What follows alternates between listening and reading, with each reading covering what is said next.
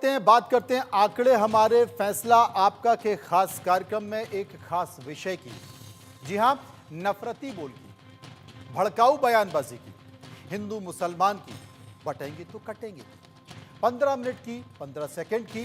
जी हां, महाराष्ट्र में 20 नवंबर को चुनाव, लेकिन चुनाव से पहले सियासी रैलियों में नेताओं के मुंह से विकास का एजेंडा पूरी तरह से गायब है। रोजगार का मुद्दा सन्नाटे में चला गया है। महंगाई का मतलब कोई नहीं बता रहा है, गरीब की कोई बात ही नहीं कर रहा है और विदर्भ के किसानों का कोई जिक्र इस चुनाव में नहीं। गुंडे और बदमाश सरेआम गोलियां बरसा रहे हैं, मौत का खुला खेल हो रहा है। कानून व्यवस्था भगवान के भरोसे है, लेकिन बात हो रही है राम की, बात हो रही है अकबर की, बात हो रही है तैमूर की, बात हो रही है जाति जनगणना की, बात हो रही है भड़काऊ बयानबाजी, तीखे पलटवार हो रहे हैं। हम ऐसा क्यों कह रहे हैं, ये भी आपको बताते हैं। दरअसल AIMIM के चीफ असदुद्दीन ओवैसी के छोटे भाई अकबरुद्दीन ओवैसी ने महाराष्ट्र के संभाजी नगर में चुनाव प्रचार के दौरान कहा, कैंपेनिंग की टाइम को लेकर कि 10 बजे, अभी 9:45 हुए हैं, अभी भी 15 मिनट बाकी है। बस फिर क्या, नारेबाजी शुरू हो गई। 15 मिनट का उनका मकसद और उनका आशय आप बहुत अच्छे से जानते हैं। पहले भी वो 15 मिनट को लेकर बयान दे चुके हैं। बीजेपी और हिंदूवादी नेताओं ने जूनियर ओवैसी के इस बयान को उनके ही विवादित 12 साल पहले के 15 मिनट के पुलिस हटा लो वाले बयान से जोड़ दिया और उस पर सियासी घमासान हो गया। इसी पर आज हम चर्चा करेंगे, लोगों की राय भी हम आपको बताएंगे कि लेकिन उसके पहले हमने एक रिपोर्ट तैयार किया, जरा इस रिपोर्ट को देख लीजिए।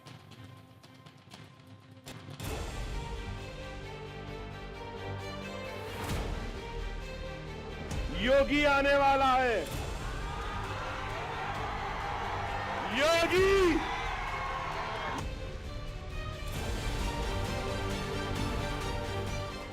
जब भी जाति के नाम पर, क्षेत्र के नाम पर, भाषा के नाम पर बंटे हैं तो निर्ममता से कटेगी।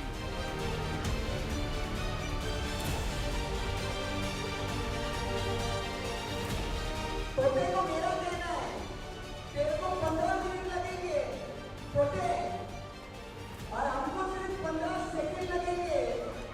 महाराष्ट्र में चुनाव, टाइम वाला दाव, नफरती बोल, 15 मिनट वर्सेस 15 सेकंड, बटेंगे तो कटेंगे का नारा चढ़ा पारा। भाईजान भड़काएंगे, महाराष्ट्र में वोट पाएंगे। महाराष्ट्र में जैसे जैसे चुनाव की तारीख नजदीक आती जा रही है, सियासी बयानबाजी और हमले तीखे होते जा रहे हैं। धर्म जाति के नाम पर बांटने का खेल शुरू हो गया है। वोटों के मजहबी ठेकेदार कौम को भड़का रहे हैं, टाइम की दुहाई दे रहे हैं, नफरती बयानबाजी कर रहे हैं। जी हां, असदुद्दीन ओवैसी के छोटे भाई अकबरुद्दीन ओवैसी ने एक बार फिर जहर उगला है। अकबरुद्दीन ओवैसी ने छत्रपति संभाजी नगर में एक रैली के दौरान फिर से 15 मिनट वाली बात दोहराई है। 9:45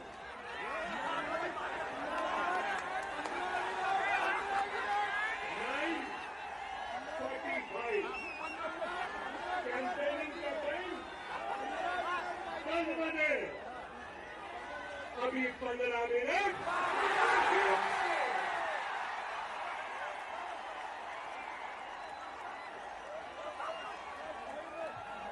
अरे भाई 15 मिनट बाकी है, सबर करिए।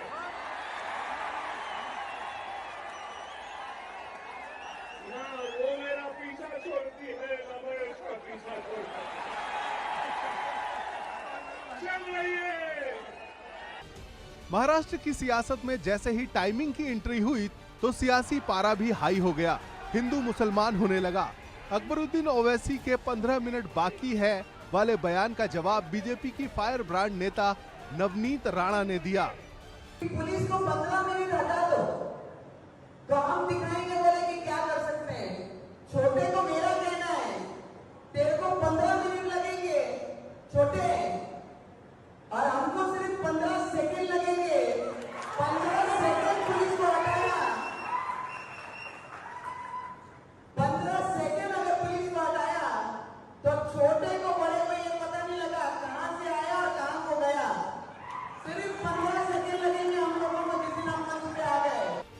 हैदराबादी भड़काऊ भाईजान के नफरती बोल पर हिंदूवादी नेता भी भड़के हुए हैं। हैदराबाद के भड़काऊ भाईजान बार बार 15 मिनट का जिक्र करके अपने जिहादी समुदाय को तो भड़का सकते हैं, उन इस्लामिक यूथ को वो जन्नत की राह, तथाकथित जन्नत, जिसकी चाहत में अनेक इस्लामिक यूथ अपनी अकाल मृत्यु को प्राप्त हो गए, उस 15 मिनट की चाहत में वो जाने कितनों को और मरवा देंगे ऐसा लग रहा है। ये जो भड़काऊ भाईजान हैं, इनकी 15 मिनट की प्रतीक्षा कभी पूरी नहीं होने वाली, ये दुनिया को पता है। लेकिन फिर भी इस्लामिक जिहादी तंजीमें लगातार ऐसे लोगों को प्रमोट कर रही हैं। जूनियर ओवैसी ने योगी आदित्यनाथ के बटेंगे तो कटेंगे वाले नारे पर भी पलटवार किया। भाजपा को लाइए, एक रहिए और नेक रहिए।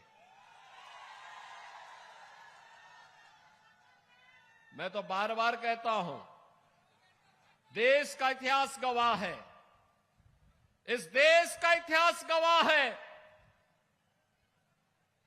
जब भी जाति के नाम पर, क्षेत्र के नाम पर, भाषा के नाम पर बंटे हैं तो निर्ममता से कटे भी हैं। हम बार बार इस बात को कहते हैं, जाति के नाम पर मत बंटिए। ये बांटने वाले लोग देश के साथ धोखा दे रहे हैं। इनको देश इनके एजेंडे का हिस्सा नहीं है। भारत सुरक्षित हो, भारत समृद्ध हो, हर चेहरे पर खुशहाली आए। योगी आने वाला है। योगी, योगी, तेरे आने के बाद अकबर भी आने वाला है। मोदी, तेरे आने के बाद अकबर भी आने वाला है। हम जवाब देंगे, जिंदगी गुजर गई चाय बनाने में, लेकिन चाय क्या होती है, कैसी बनती है, चाय चाय चाय की पत्ती, चाय की केतली, चाय का पानी, चाय का चूल्हा, चाय चाय चाय।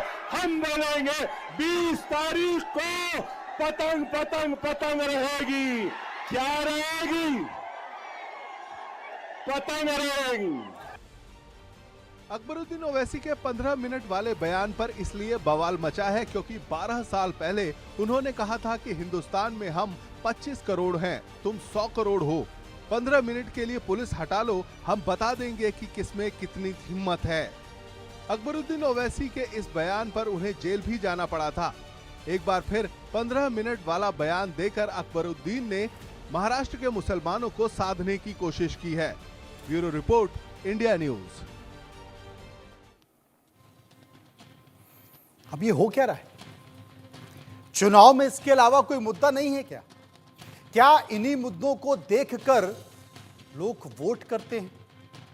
इन्हीं मुद्दों को देखकर अगर लोग वोट करते हैं तभी तो राजनेता इस तरह की बयानों का जिक्र कर रहे हैं सब सभाओं में।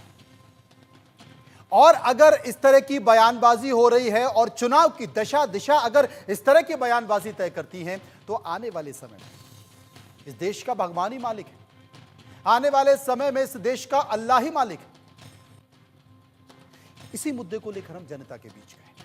कई सारे सवाल हमने लोगों से पूछे। पहला सवाल जो हमने लोगों से पूछा वो पहला सवाल था कि 15 मिनट बाकी है, सब्र करिए। औरंगाबाद में अकबरुद्दीन ओवैसी ने ऐसा क्या कहा? 32% लोगों ने कहा कि सियासी फायदे के लिए कहा। 11% लोगों ने कहा महायुति पर तंज कसने के लिए ऐसा कहा। और 44% लोग कह रहे थे कि मुस्लिमों को भड़काने के लिए ऐसा कहा। और 13% लोग किनारा कर गए, वो उस मसले पर कुछ भी कहना नहीं चाहते। सर्वे का एक और सवाल जो हमने पूछा, अकबरुद्दीन ओवैसी ने फिर से उगला 15 मिनट वाला जहर। महाराष्ट्र की रैली में भीड़ बजाती रही तालियां। आपकी राय क्या है?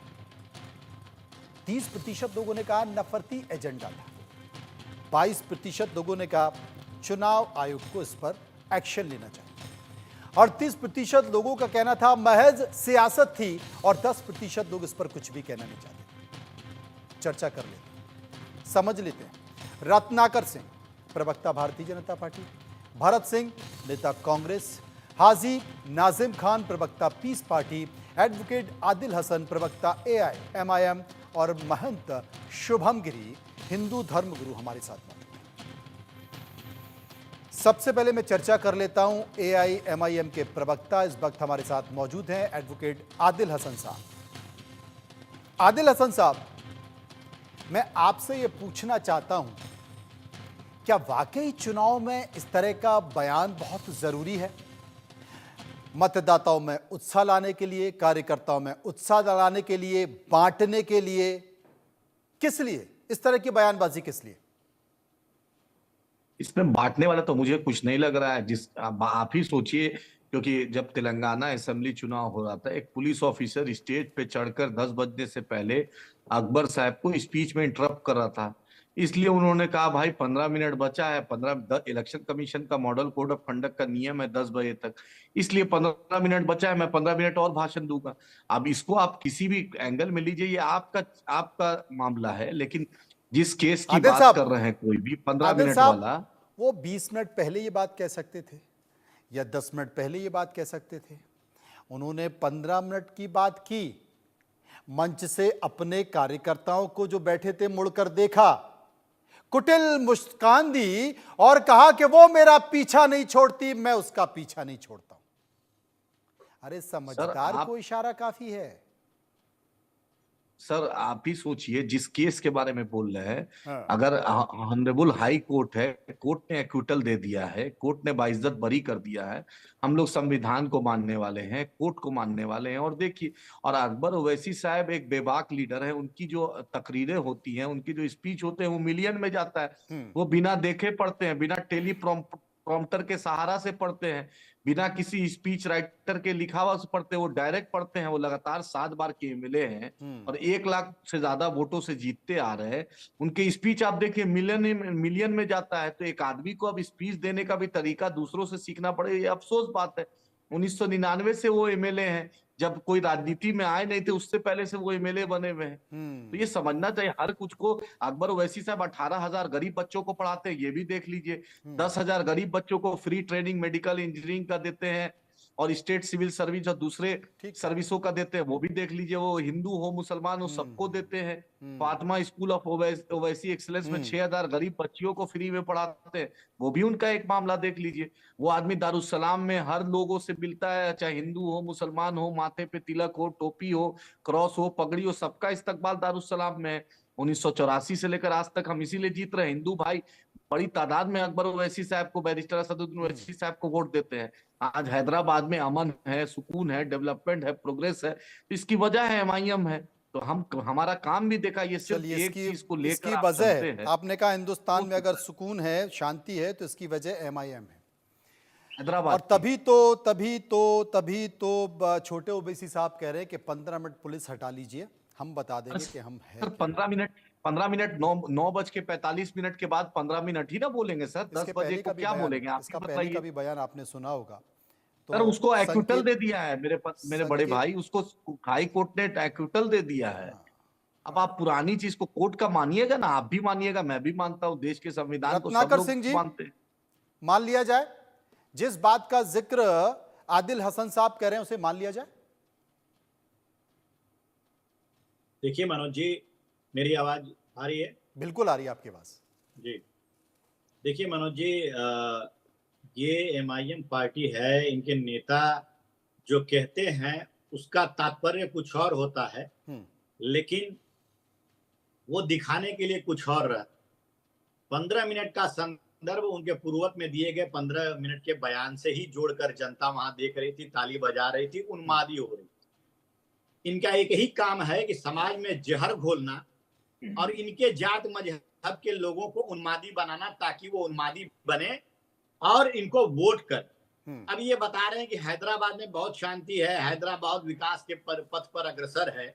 मैं पूछना चाहूंगा, ये पार्टी तो बहुत सारे राज्यों में लड़ाई लड़ती है, चुनाव लड़ती है, तो क्या वो वहां पे शांति स्थापित करने वाली बात को सही साबित नहीं कर पाती है। महाराष्ट्र हो, बिहार हो, चाहे अन्य राज्य हो, जहां पे भी ये जाते हैं, कहते हैं कि हम शांति करेंगे, तो पब्लिक को तो समझना चाहिए किस तरह से झूठ बोलने का ये लोग काम करते हैं। दूसरा देखिए, ये वही ओवैसी जी हैं जो लोकसभा जीतने के बाद जब सदन में जाते हैं तो भारत माता की जय बोलने की जगह ये जय फिलिस्तीन का नारा लगाते हैं। गजवाए हिंद जो बनाने का सपना सजो के रखे हैं ना ये MIM के लोग, उसको ध्वस्त और नेस्तनाबूद करने का काम कोई करेगा तो भारतीय जनता पार्टी करेगी। सुन लीजिए बड़े भाई, सुन लीजिए, मैंने बीच में बोला नहीं और आपको अभी बहुत समय मिलेगा, बोल लीजिएगा, जवाब आप तभी दीजिएगा जब एंकर आपको बोलेंगे। जो गजवाए हिंद का सपना सजोए है ना, वो पूरा कभी नहीं हो पाएगा। मैं आपको एक छोटी सी घटना याद दिला देता हूँ। कुछ दिन पहले ही MIM की पूरी टोली जो है यहाँ पे आई थी। एक हमारे महाराष्ट्र के नेता हैं, उन्होंने कुछ वक्तव्य दिए थे, एक्शन का रिएक्शन किया था, तो इनकी बड़ी पूरी फौज लेकर आए थे, कहां से, हैदराबाद से, सब गाड़ी भर भर के आए। क्या हुआ मुंबई में आए तो मुंबई पुलिस ने क्या हश्र किया, टीवी में देखा ना आपने, वीडियो भी वायरल हुआ। उल्टे पांव इनको वापस जाना पड़ा। यह देश जो है संविधान से चलता है और कानून से चलता है, 15 मिनट से नहीं चलता। रत्नाकर 15 मिनट से पाकिस्तान चलता होगा। रत्नाकर सिंह जी, अगर ये देश 15 मिनट से नहीं चलता है तो ये देश 15 सेकंड से भी नहीं चलता है। देखिए, मैं आपको बता दूं मनोज जी, हर वो व्यक्ति जो समाज में जहर फैलाने के लिए ऐसे वक्तव्य देगा, उसको रोकने की जिम्मेदारी जो है यहाँ के नेताओं की भी है। अगर इस तरह से आकर के और 15 मिनट में पूरे हिंदुओं को जो खत्म करने की मंशा जो पाल रखे हैं, ये बात करते हैं 15 मिनट दे दीजिए, हम सबको बता देंगे, उसका एक्शन का रिएक्शन नहीं होगा क्या? आप चाहते हैं कि इस तरह के लोग कुछ भी बोलते रहें और हम हिंदुस्तान में रहकर इनकी बातों को सहते रहें और सुनते रहें? भरत सिंह जी, नहीं होगा, कभी नहीं भरत होगा। सिंह जी, एक बड़ी लकीर खींची गई है, एक तरफ 15 मिनट की बात की जा रही है, दूसरी तरफ 15 सेकंड की बात की जा रही है। आपके पास कुछ समय बचा है क्या? आपका भी अपना समय है क्या? मनोज जी, एक ए टीम और एक बी टीम। ए टीम है भाजपा और बी टीम है ओवैसी साहब। ये दोनों मिलके जो है बैटिंग करते हैं। ये दोनों देखिए महाराष्ट्र और आउट कोई नहीं हो रहा है। आउट कैसे होंगे? दोनों एक ही टीम से तो खेल रहे हैं। बॉल भी इनका, बैट भी इनका, पिच भी इनकी, सब कुछ इनका है भाई। ये भूल जाते हैं कि इनके नेता महाराष्ट्र में नीलेश राणे क्या कहते हैं, ऐसे इशारा करते हैं बंदूक की, बोलते हैं कि मस्जिद में घुस के मारेंगे। इसके बाद नवनीत राणा कहती है 15 सेकंड में खत्म कर देंगे। ओवैसी के भाई कहते हैं 15 मिनट में जो है खत्म कर देंगे। तो ये सब जानबूझ के, सोच समझ के इस तरह से बयान दिया जा रहा है और दिलवाया जा रहा है। शुभम गिरी जी, जानबूझकर, सोच समझकर इस तरह के बयान दिए जा रहे हैं, बयान इधर से भी आ रहे हैं, बयान उधर से भी आ रहे हैं। क्या ये सिर्फ चुनावी खेल है और चुनाव खत्म होने के बाद सब अपनी अपनी जगह चले जाएंगे? समाज में नफरत घर कर जाएगी और वो नफरत धीरे धीरे पनपती जाएगी, बड़ी होती जाएगी और उसके बाद किसी भी दिन कुछ हो जाएगा। देखिए मनोज जी, सबसे पहले तो आप सभी को और जितने दर्शक इंडिया न्यूज नेशनल को देख रहे हैं, सभी को छठ पर्व की हार्दिक शुभकामनाएं। भगवान सूर्य आप सभी की मनोकामना पूर्ण करे। और बहुत गंभीर विषय है और अब महाराष्ट्र और झारखंड में जो चुनाव हो रहे हैं, इसके बारे में आज आपने मुझे परिचर्चा में बुलाया है। मैं ये कहना चाहता हूँ, देखिए कांग्रेस के साथी बैठे हैं, AMI के बैठे, पीस पार्टी के बैठे, भाजपा के बैठे हैं, लेकिन आपको ये बताता हूँ कि आजकल ऐसा फैशन बन गया है, पहले तो भगवान की जाति बता देते हैं चुनाव में कि भगवान की ये जाति है, हनुमान जी इस जाति के हैं। अभी देखे, आपने देखा भी थोड़े दिन पहले ऐसा दौर भी चला। उसके बावजूद भी असरुद्दीन ओवैसी जी की पार्टी तो हमेशा ही विवादित रहती है। जो उनके भ्राता है, हैदराबादी भ्राता है, जो उनके छोटे भाई है, वो बहुत विवादित बयान देते हैं। मैं तो पहले तो जो भी नेता विवादित बयान देता है उसके ऊपर सख्त से सख्त कार्रवाई होनी चाहिए, वो सत्ता पक्ष का हो या विपक्ष का हो। लोकतंत्र में आलोचना करना सभी का अधिकार है। जैसे अग्निवीर का मसला है, कई विषय है, उस विषय में आप परिचर्चा करिए, उस विषय में आप बोलिए, लेकिन आप लोग बोलते नहीं है। शुभम जी, हो नहीं रही ना, भाजपा की अग्निवीर सरकार छोड़िए, महंगाई की बात नहीं हो रही, बेरोजगारी की बात नहीं हो रही, विदर्भ जो कि महाराष्ट्र का इतना बड़ा इलाका है, वहां कई किसानों ने आत्महत्या कर ली, उसकी बात नहीं हो रही है।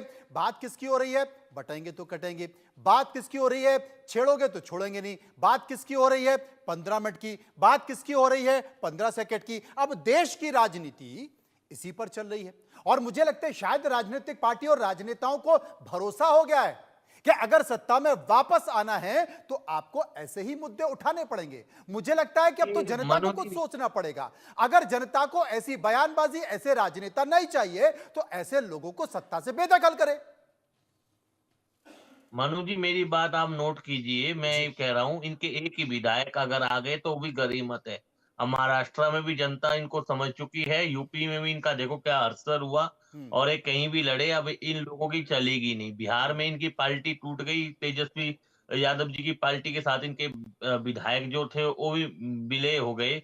दूसरी बात है, असरुद्दीन, केंद्र सरकार, भाजपा की सरकार है, जो नेता प्रतिपक्ष राहुल गांधी जी की सदस्यता रद्द हो सकती है, तो भड़काऊ बयान के लिए असरुद्दीन ओवैसी जी की सदस्यता रद्द क्यों नहीं हो सकती? उनके भाई की बिल्कुल होना सदस्यता चाहिए। रद्द मुझे क्यों नहीं हो लगता है सकती? कि इसमें चुनाव आयोग को बहुत गंभीरता से सोचना चाहिए। जो भी लोग इस तरह की बयानबाजी दे रहे हैं, किसी भी तरफ के हो, अगर इस तरह की बयानबाजी है जो समाज में नफरत पैदा कर रही है, ऐसे लोगों को चुनाव से लड़ने पर रोक लगानी चाहिए।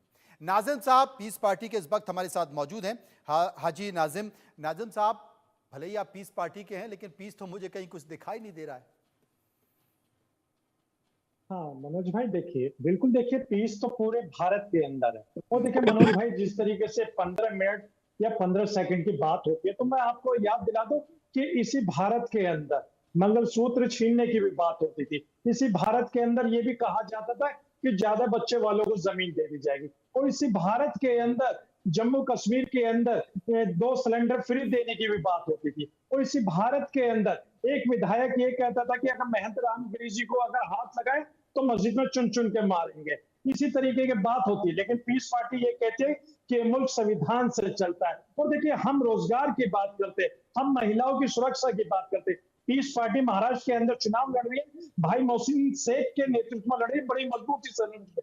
और मैं ये कहता हूँ कि जब हम महाराष्ट्र के अंदर आएंगे तो पूरी तरीके से महाराष्ट्र के अंदर एकदम इस तरीके का माहौल लेकर आएंगे कि वहां पर रोजगार की नदियां बहेंगी और महिलाओं को सुरक्षा मिलेंगे। जो भी इस देश के अंदर इस तरीके के नफरती बयान देते, उनके खिलाफ कहीं ना कहीं। नाजिम साहब, आप तो अभी सत्ता में नहीं आ पाए, मुझे नहीं लगता कि आप महाराष्ट्र में सरकार बना पाएंगे, मुझे नहीं लगता कि आप केंद्र में सरकार बना पाएंगे।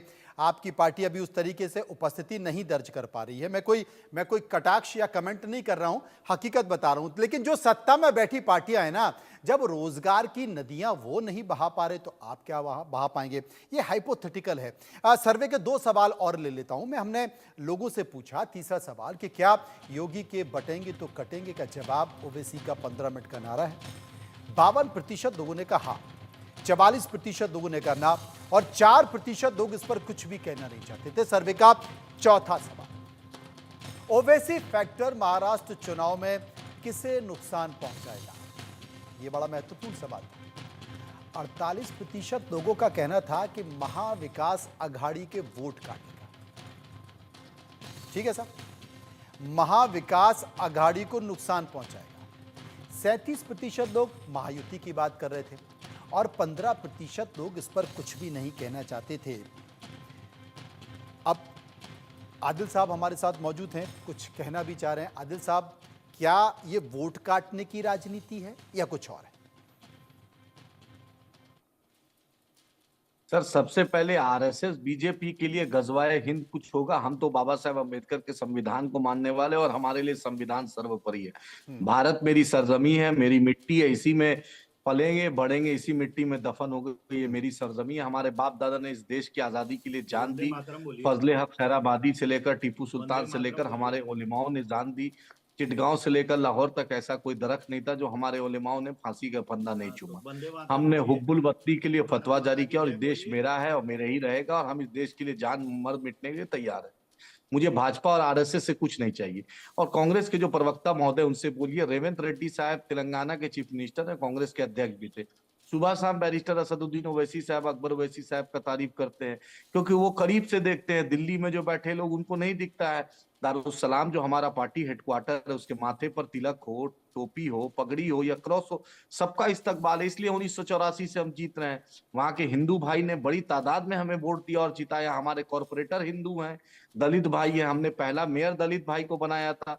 हमने गैर मुस्लिम जो अति पिछड़ा समाज से हमने टिकट दिया था, उन्हें बिहार में भी हमें टिकट दिया था, उत्तर प्रदेश में भी दिया, अभी महाराष्ट्र में चुनाव और हमने भी दिया। जब हाई कोर्ट ने एक्विटल कर दिया तो इसके बाद समझना चाहिए। आप ही बोलिए एक चीज को, ये अकबर ओवैसी साहब का नहीं दिख रहा है, उस आदमी ने कितना काम किया, गरीब बच्चों को पढ़ाया, कोरोना काल में 10 करोड़ से ऊपर का राशन बांटा, उसमें हिंदू हो, मुसलमान हो, दलित हो, पिछड़ा हो, सबके घरों में पहुंचाया। ये तो पूरी दुनिया ने देखा है वीडियोस को। तो इंसाफ कीजिए ना। हम इतने बड़े चैनल पे बात करते हैं, एक अकबर साहब को बेवजह टारगेट करते हैं। हमारा किरदार है तब ना 1984 से आज तक जीत रहे हैं। वहां के हिंदू भाई से पूछिए हैदराबाद का, कभी उन्हें तकलीफ नहीं हुआ। और बयान की बात तो है, नरेंद्र मोदी किस नीचा स्तर से जाके बयान दिया था। सीमांचल में जाकर घुसपैठ कहा था, मंगलसूत्र कहा था, भैंस ले जाएंगे। नवाज शरीफ क्या बिरयानी तो मोदी जी खाने जाते हैं। और ये बड़े सवाल उठते हैं रत्नाकर जी, बड़े सवाल उठते हैं। और अगर इनके 15 मिनट के बयान पर बीजेपी आपत्ति दर्ज करती है तो आपकी तरफ से भी तो बयान आते हैं कि बटेंगे तो कटेंगे। इसलिए नवनीत राणे ने कहा था, नीलेश राणे ने कहा था, गिरिराज सिंह कहते हैं उस पर कुछ नहीं है। जब मुझे हाईकोर्ट से एक्विटल मिल गया तो उस पर भी तो समझना पड़ेगा। आप ही बतलाइए कि बीजेपी का राष्ट्रीय अध्यक्ष बंगारू लक्ष्मण जी दलाली, रक्षा दलाली कर रहे थे, पूरी दुनिया ने देखा था। तो आप अपना नहीं देखते हैं, आप हमेशा हिंदू और मुसलमान में डिवाइड एंड रूल की बात करते हैं। सबका साथ सबका विश्वास। बड़े गंभीर आरोप लगा रहे हैं और उनका कहना है कि साहब हम तो संविधान को मानने वाले लोग हैं, बाबा साहब अंबेडकर को मानने वाले लोग हैं। आप बताइए। नहीं, अगर मैंने अभी ये बड़ी उर्दू में बहुत सारे शब्द यूज किए, मुझे तो आधी समझ में आई, आधी नहीं समझ में आई। लेकिन मैं यही समझ रहा था कि जिस तरह से ये अपना लॉयल्टी दिखा रहे थे भारत के प्रति, हिंदुस्तान के प्रति, तो इनके सांसद चुन के जब जाते हैं तो भाई जय भारत माता की जय बोलने की जय फिलिस्तीन क्यों बोलते हैं? अरे भारत माता की जय कहाँ? अरे सुन लो मेरी बात पहले, बीच में बोलना आप, बीच में मैं नहीं बोलना। कहाँ पे संविधान में लगा भारत माता की जय बोलिए? तो आप फिर गजवाए हिंद बोलो, गजवाए हिंद पढ़िए। नहीं गजवाए हिंद बोलो, फिर गजवाए हिंद बोलो कि हम गजवाए हिंद बोलेंगे, गजवाए हिंद हम बनाएंगे। हम बस बोलो ना फिर कि गजवाए हिंद बनाएंगे। वो भी तो संविधान में तुम्हारे नहीं लिखा है कि गजवाए हिंद जो है शब्द इस्तेमाल नहीं कर सकता हिंदू कम्युनिटी। किस तरह की बात है? हम कभी मनोज जी, मैं बात गजवाए हिंद के समर्थक नहीं है। नहीं तो मैं पूरे डिबेट में किसको भी नहीं बोलूंगा। जिन्ना के बाद पूरे डिबेट में किसको नहीं बोलने दूंगा। बिरयानी मोदी खाने गए थे, हम नहीं गए थे। मोदी गए थे नवाज शरीफ के यहाँ। अरे सुन लो पहले बात, फिर उसके बाद बीच में छोड़ा था, बीजेपी ने छोड़ा था। मनोज जी इनको चुप कराइए। चलिए एक बार सुन लेते क्या कह रहे हैं, उसके बाद आप जवाब दीजिए। हाँ बताइए। सीधी सी बात, डिबेट पूरी तरह से डीरेल हो जाएगी। हाँ बोलिए। जिसको तर्क नहीं रहते हैं ना, बीच बीच में ऐसे ही पेट मरोड़ता है हुआ। ठीक है, सच बोल रहा हूँ, एक भी बात काट दीजिए। मैं ऑन एयर बोल रहा हूँ, एक भी मैं बोल रहा हूँ ना। सुनो तो मेरी बात, सुनो मेरी बात, काटिए इनकी बात, बताइए फिर जवाब देना तुम। देखिए ये कितना भारत का सम्मान करते। अभी मैंने बोला सिर्फ कि एक बार वंदे मातरम तो बोल दो भाई, नहीं बोल पाएंगे। संविधान में कहाँ पे लिखा है? अब मनोज जी या तो इनको बुलवा लीजिए या तो मुझे बोलने दीजिए। ये बीच में आप उनसे वंदे मातरम बुलवाने की बात कह रहे हो, वो कह रहे संविधान में कहाँ लिखा है कि वंदे मातरम बोलना है? अरे हिंदुस्तान जिंदाबाद, मतलब इनका अगर ये अगर भारत माता की जय है, बुलवाइए। अगर भारत माता की जय ये क्यों नहीं बोला? क्यों नहीं असदुद्दीन ओवैसी ने क्यों नहीं बोला? तुम लोग नसरल्लाह हर घर से नसरल्लाह निकलेगा ये बोलोगे? सर तंग से जुदा होगा ये बोलोगे? रेल की पटरियों पे सिलेंडर रखोगे? मुसलमानों का इलाका रहेगा। सिलेंडर तुम्हारे बाप रखे थे, जाके पता कर लो। अशोक किसका नाम था? वंदे मातरम नहीं बोलोगे, ये पकड़ी है, जाके पता कर लो। इसलिए नहीं बोलोगे तुम लोग। हाँ, उत्तर प्रदेश पुलिस। मनोज भाई मुझे बोलने देंगे या फिर मैं इस तरह से चैनल पे डिबेट कराएंगे तो फिर मैं जाता हूँ। इस तरह से ये बेवकूफी वाली बात है। सिर्फ जाना है, आप झूठ बोलिएगा, झूठ सहेंगे। अरे तुम्हारी बात जब बारी आएगी तो झूठ का सच बता देना। झूठ बोलिएगा आप, झूठ इतना बाप बेटे तक अगर पहुंच जाएगी ये डिबेट तो फिर बात ही क्या है। इस बीच लोगों को एक बयान सुनवा देता हूं, तब तक माहौल भी ठंडा हो जाएगा। असल में महाराष्ट्र विधानसभा चुनाव में तैमूर लंग की भी एंट्री हो गई है। देखिए आप, कांग्रेस अध्यक्ष मल्लिकार्जुन खड़गे ने महाविकास अघाड़ी की स्वाभिमान सभा में मोदी सरकार पर हमला बोल दिया है। मल्लिकार्जुन खड़गे ने प्रधानमंत्री मोदी पर बयान दिया है कि मोदी दो टांग लगा तैमूर लंग जैसे हुकूमत कर रहे हैं। टीडीपी और जेडीयू की दो टांग लगाकर चल रहे हैं मोदी, दूसरों के सहारे तैमूर लंग हुकूमत कर रहे हैं। क्या कहेंगे भरत जी? आप ही के पार्टी के राष्ट्रीय अध्यक्ष ने कहा है, एक बार बयान सुन लीजिए गौर से। नहीं है 240, आप उसको दो टांग लगाए, एक टीडीपी का टांग और एक ये बिहार का। हाँ, जेडीयू का टांग, एक जेडीयू का टांग, एक टीडीपी का टांग लगा लेके चल रहे हैं मोदी। और मैं दौड़ूंगा भागूंगा बोलते, कहां से भागेंगे भाई? तुम्हारे टांग ही टूट गए हैं, लोगों ने तोड़ दिया है और इलेक्शन में तुम साफ हो गए। पहले तो 400 पार, मोदी है तो सब कुछ है, ये कहते थे। लेकिन मोदी की गारंटी भी गई, 400 पार भी गया और दो टांग दूसरों की लगा के हुकूमत तैमूर लंग कर रहे हैं। और आज हमको ये कह रहे हैं 15 मिनट 15 सेकंड कटेंगे तो बटेंगे, छेड़ोगे तो छोड़ेंगे नहीं, और तैमूर लंग। भरत जी क्या कहेंगे? आपकी तरफ से तैमूर लंग की एंट्री हो गई, क्या इसमें गलत क्या है भाई? बताएं तो क्या गलत है, बताइए। बोले तो गलत तो कुछ भी नहीं है, जो भी चल रहा है कुछ भी गलत नहीं है। तो सारे नारे मनोज जी बहुत पहले, पिछली बार तो मुझे बहुत कम समय दिया, इस बार मैं आशा करता हूं कि पूरा बोलने का मौका। बोलिए। क्या गलत किया भाई? उन्होंने बोला तो दो टांगों पे क्या इनकी सरकार नहीं चल रही है क्या? जेडीयू को निकाल दे, टीडीपी को निकाल दे तो इनकी खत्म हो गई, सरकार ही गिर जाएगी। आपने जब शुरू किया और चैनल पे जब आपने ये कहा तो मुझे बहुत अच्छा लगा कि विकास की बात नहीं हो रहा है, बेरोजगारी की बात नहीं हो रही, महंगाई की बात नहीं हो रही है। और मैं शुभम गिरी जी के बातों से सहमत हूं कि डिबेट करना है तो आप इस पे करिए, देश किस पे चलेगा उस पे देखिए, देश की जनता को क्या चाहिए वो देखिए, महाराष्ट्र की जनता को क्या चाहिए वो देखिए, उस विषय पे बात होना चाहिए। आज महाराष्ट्र में चुनाव है, आपने ही कहा विदर्भ में कितने किसान मारे रोज जो है आत्महत्या कर रहे हैं, क्या उस पे सरकार गंभीर नहीं हो सकती है? क्या इस तरह से इनके जो है विधायक ये बयान देंगे कि मस्जिद में घुस के मारेंगे, वो कहेंगे कि मंदिर में घुस के मारेंगे, क्या इसीलिए इनको चुन के भेजा है संसद में या विधानसभा में? तो ये हद हो गई है। ये मैं फिर कह रहा हूँ, ये चाहे ओवैसी की पार्टी हो चाहे ये भाजपा हो, ये दोनों जो सगे भाई हैं, देखने में तो सौतेले लगते हैं लेकिन है ये दोनों सगे भाई। जवाब देना चाहता हूं, मुझे थोड़ा 30 सेकंड दीजिएगा। हाँ, उनकी स्थिति ये है कि ये महंगाई पे, बेरोजगारी पे, भ्रष्टाचार पे ये बात ही नहीं करेंगे। ये बात सिर्फ और सिर्फ करेंगे हिंदू पे करेंगे, मुसलमान पे करेंगे, मस्जिद पे करेंगे, मंदिर पे करेंगे, पाकिस्तान पे करेंगे, हिंदुस्तान पे करेंगे, मगर ये जो है गरीबों की बात नहीं करेंगे। और हम गरीबों की बात करते हैं, हम गरीबों के लिए काम करते हैं, हम गरीबों के लिए जीते हैं, हम गरीबों के लिए ही मरते हैं। इस देश में आज क्या स्थिति है आम जनता की वो देखिए। मनोज जी, मैं सिर्फ इतना कहूंगा कि कम से कम इस चुनाव में गरीबों की भी बात होनी चाहिए। चलिए, आपने कहा था कि मुझे कम समय दिया था इसलिए मैंने आपको बीच में टोका नहीं। कुल मिलाकर रत्नाकर सिंह जी, कांग्रेस गरीबों की बात कर रही है और आप बांटने की बात कर रहे हैं, एकजुट होने की बात कर रहे हैं कि भाई बटोगे तो कटोगे। देखिए, अभी कांग्रेस हम लोग के ऊपर आरोप लगा रही थी, बी टीम कह रही थी। मैं इनको बता दूं कि हैदराबाद का चुनाव जब हुआ था तो पहले तो कांग्रेस, लोकसभा का चुनाव हुआ था तो पहले तो कांग्रेस ओवैसी जी के सामने कोई कैंडिडेट खड़ा करने के लिए तैयार ही नहीं थी, और बाद में एक डमी कैंडिडेट उतार करके जो है वो चुनाव जितवाने का काम करती है। तो बी टीम कौन हुआ भाई? और अभी कुछ दिन पहले ही ओवैसी जी ने ऑफर किया था महाविकास अघाड़ी गठबंधन में शामिल होने के लिए, कहा था कि हम अगर साथ लड़ेंगे तो समान विचारधारा वाली वो तो कांग्रेस से हमेशा गठबंधन की बात करते हैं, कांग्रेस से गठबंधन की बात करते हैं। वो कहते हैं कि देखिए वोट कटेगा नहीं तो। हाँ, तो गठबंधन की बात इसलिए क्यों करते हैं? लाइक माइंडेड पार्टियां जो है एक दूसरे के साथ गठबंधन करके अब चुनाव 10 लड़ती है ना, सेकंड ये में लाइक दीजिएगा। माइंडेड पार्टियां मनोज जी, समान इस पे जवाब दे विचारधारा दूं वाली मैं। पार्टियां हैं। भरत जी, ये जो है, मैं बात अपनी पूरी कर लूं या इसका फिर जवाब मनोज जी दे ऐसे ही देता हूं। चलता रहेगा? नहीं, आपकी इस बात का जवाब एक लाइन में दे रहे हैं। हाँ भरत जी बताइए, फिर वापस आपके पास।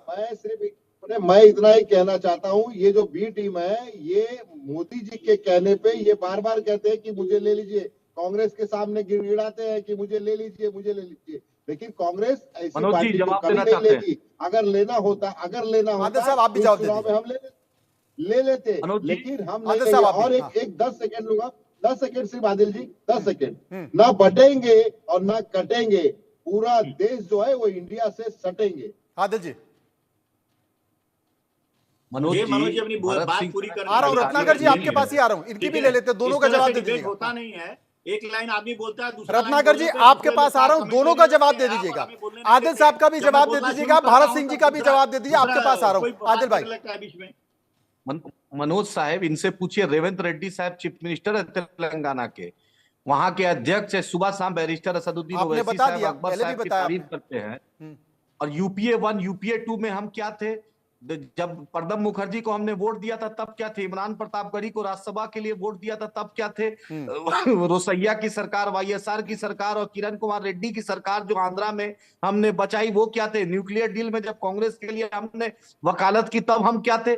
जरूरत पड़ता है तो ये सब कुछ पैर पर आ जाते हैं। अखिलेश यादव, इनको अखिलेश वखिलेश कमलनाथ ने बोला था, फिर अखिलेश यादव के साथ है। बोलिए, आम आदमी पार्टी कसम खाती थी कांग्रेस के साथ नहीं रहेंगे, आज उसके साथ है। राजद ने इन्हें निकाल दिया था, फिर आज राजद के साथ है। ये किस सीपीएम के खिलाफ चुनाव लड़ते हैं, फिर सीपीएम के साथ आ जाते हैं?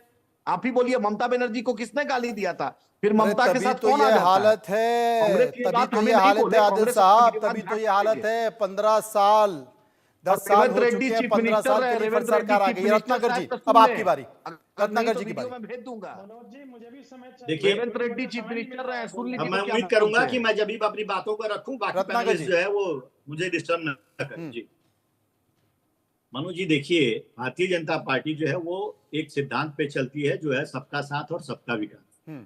हम मुसलमान को लेकर वोट की राजनीति कभी नहीं करते, हम सबको साथ लेकर चलने की बात करते हैं। आज अगर आप देख लेंगे तो मोदी सरकार में केंद्र की नीतियों का सबसे ज्यादा फायदा किसी को हुआ है तो वो मुसलमानों का हुआ है।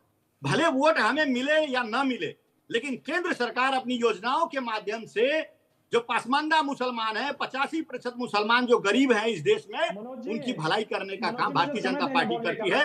दूसरी चीज मैं कह रहा हूं, अभी मैं आपको एक एग्जाम्पल के तौर पे बता देना चाहता हूं।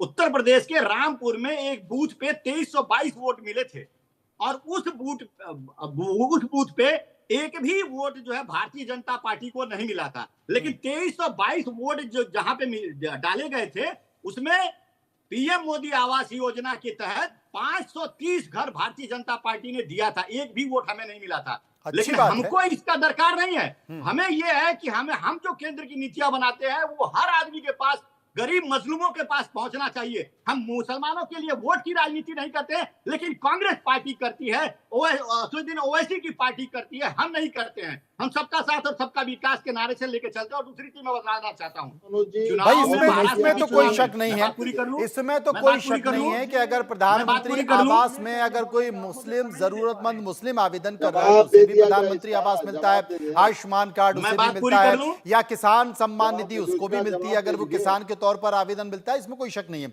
सर्वे का 2 सवाल है, तुरंत इसे जल्दी से ले लेता हूं। सर्वे का एक और सवाल जो हमने लोगों से पूछा कि महाराष्ट्र की सियासत में सबसे बड़ा मुद्दा क्या है। 12% लोगों ने कहा जातीय जनगणना, 16% लोगों ने कहा धर्म के नाम पर राजनीति, 7% लोग मराठी मानुष की बात कर रहे थे, और 64% लोग विकास और कानून व्यवस्था की बात कर रहे थे, और 1% लोग कुछ भी नहीं कहना चाहते थे। अगर 64% लोग विकास और कानून की बात कर रहे थे तो वाकई क्या यही निर्णय तय करेगा? एक और सवाल हमने लोगों से पूछा, महाराष्ट्र के राजनीतिक दलों में कोई विचारधारा नहीं बची है क्या?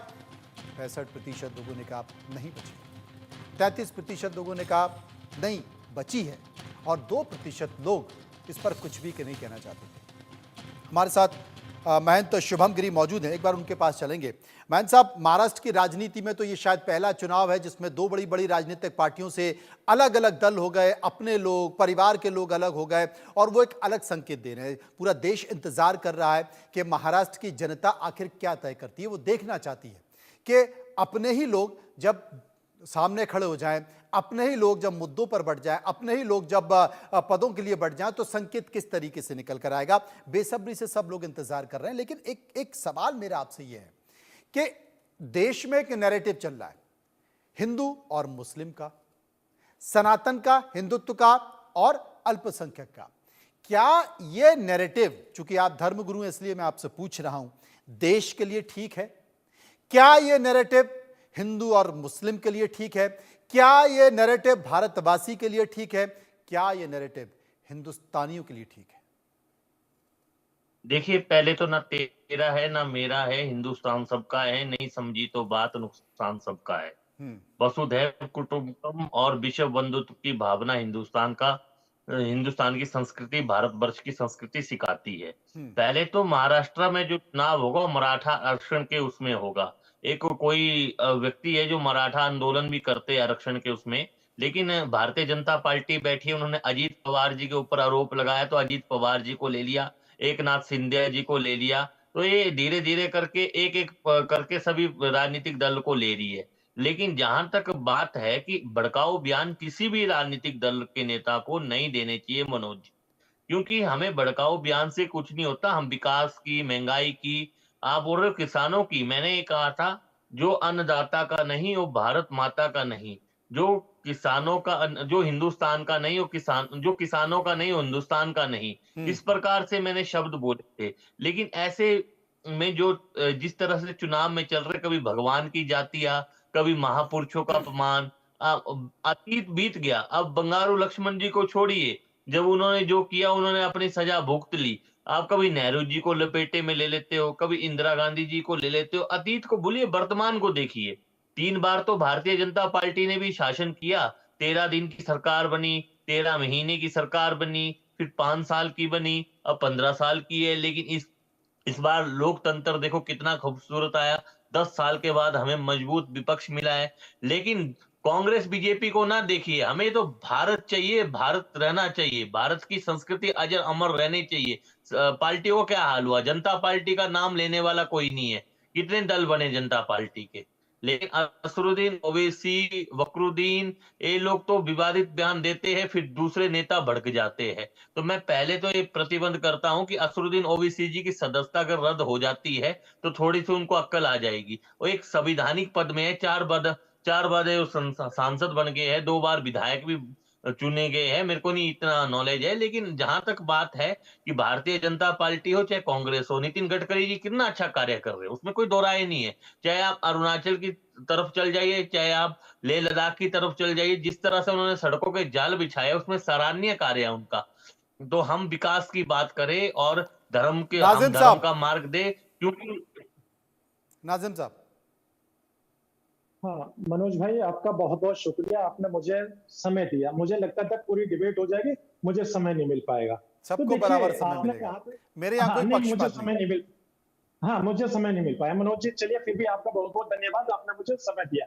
मैं ये कहता हूँ कि आपने कहा कि अभी देखिए महाराष्ट्र में पीस पार्टी नहीं आ सकती। देखिए, मुझे याद आ जाता जब भाजपा की 2 सीटें आई थी जब शुरुआत में थी, तो आज देखिए पूरे देश में काफी है। तो देखिए, आज नहीं तो कल पीस पार्टी इंशाल्लाह पूरे देश के अंदर हुकूमत करेगी। और देखिए, एक चीज और मैं कहना चाहता हूँ कि ये मुल्क संविधान से चलता। बाबा जो गजवा इनकी बात करते हैं, कभी ये कहते हैं कि देखिए आप वंदे मातरम कहिए, भारत माता की जय बोलिए, तो मैं इनको एक बात बता दूं, भारत एक राष्ट्र है। और दूसरी बात है कि वंदे मातरम की जो बात ये कहते हैं, हम इसी सरजमी पे 5 रोज सजदा करते हैं। बोल सकते हैं, लेकिन भारत माता सुन लीजिए, अरे सुन लीजिए, मैं तो ये कहता हूँ भारत जिंदाबाद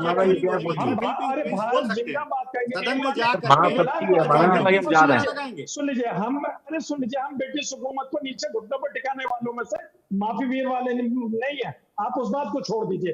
आप कोई भी ऐसा, आप हम पे इस तरीके का कोई भी कटास बाहर न करें जो हमारे अपने मौलिक अधिकारों का हनन करें। और देखिए अब मैं एक बात बोल रहा अधिकारों की बात करते हैं, जब हर घर से नसरल्ला निकलता है और पूरे देश में प्रदर्शन करते हैं, उस समय अधिकार कहाँ चले जाते हैं? एक आतंकवादी जो विदेश में मारा जाता है, उसका गुणगान आप यहाँ भारत में करते हैं, तब कहाँ चला जाता है आपका? लेकिन हर जगह फेल हो गया। लेकिन पीस पार्टी जब हुकूमत में आ गई, इंशाअल्लाह बिना भेदभाव के सबको इंसाफ मिलेगा, और जो बेरोजगार युवा है सबसे पहले उनको रोजगार मिलेगा पीस पार्टी। और मनोज भाई, मैं एक चीज बड़ी जिम्मेदारी के साथ कहता हूँ, ये मुल्क हम सभी का है, ये हिंदू भाई का भी है, मुस्लिम भाई का भी, सिख भाई का भी है, ईसाई भाई का भी है। इस बात का जिक्र तो हर कोई कर रहा है। आदिल साहब भी बोल चुके हैं, ये हिंदुस्तान सबका है। हमारे बाप दादाओं ने इस देश की रक्षा के लिए, इस देश की आजादी के लिए अपनी जान दी है, सभी ने दी है, हिंदुओं ने भी दी है, मुस्लिम ने भी दी है, सिखों ने भी दी है। आदिल साहब। हाँ मनोज भाई, सर आपके सामने बार बार ये बात बोल रहे हैं कि आरएसएस और बीजेपी के लिए गजवाए हिंद हो सकता है। अरे हम तो जानते ही नहीं, तो मेरा देश है, मेरी मिट्टी है, मेरी हमारे लिए हिंदुस्तान जिंदाबाद, हमारे लिए भगवाए हिंद है, आरएसएस आपके लिए गजवाए हिंद होगा, पाकिस्तान से भगवाए हिंद है, हमारे लिए पाकिस्तान से प्यार, नवाज शरीफ की निकाले जाते हैं। हमें पाकिस्तान से कोई मतलब नहीं, हमें भारत से मतलब है। नरेंद्र मोदी जाते हैं नवाज शरीफ के यहाँ, तो जिन्ना के मदार पे अडवाणी नसरल्ला का यहाँ पे क्यों निकाला भाई? मैं कुछ नसरल्ला नहीं जानता, पूछे नवाज जब मारा गया तो आप लोग सड़कों पे क्यों उतरे? एक आतंकवादी के सपोर्ट में आप लोग क्यों उतरे बताइए? क्या नवाज शरीफ कौन था? सरतंज से जुदा का नारा कौन लगाता? नवाज शरीफ मामा है। मुझे लगता है समय का अभाव है, बहुत बहुत शुक्रिया करना चाहता हूं सभी लोगों का। यही बहस है, बहस मुद्दों पर नहीं आएगी, बहस विकास पर नहीं आएगी। और मुझे लगता है कि शायद देश के राजनेता और देश की राजनीतिक पार्टियां बहुत बेहतर तरीके से ये जान चुके हैं कि ये वो मुद्दे हैं जो राजनीति में, जो चुनाव में तड़का लगाते हैं, और इस तड़के के जरिए जब मतदाता वोट देने के लिए पहुंचता है तो वो असर करता है, और वो असर बदलता है चुनाव परिणामों में। फिर क्या कहा जाए, बहुत बहुत शुक्रिया करूंगा सभी लोगों का जो मेरे साथ इस पर चर्चा में जुड़े रहे। फिलहाल खबरों के सफर में इतना ही, बाकी की खबरों के लिए आप चलते रहिए इंडिया न्यूज।